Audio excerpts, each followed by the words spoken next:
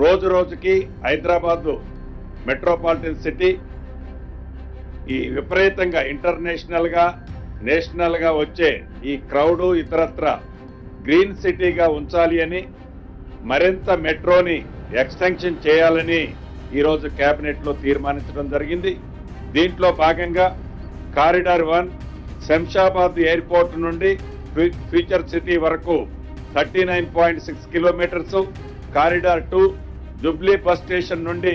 మేడ్చల్ వరకు 24.5 kilometres, corridor 3 Jubilee bus station నుంచి షామీర్పేట వరకు 22 కిలోమీటర్లు రమారమి మొత్తము కలిసి సుమారుగా 86 కిలోమీటర్లు 19,579 కోట్లతో 86.1 కిలోమీటర్లు 19,579 కోట్లతో ఈనాడు కేబినెట్ ఆమోదించడం జరిగింది.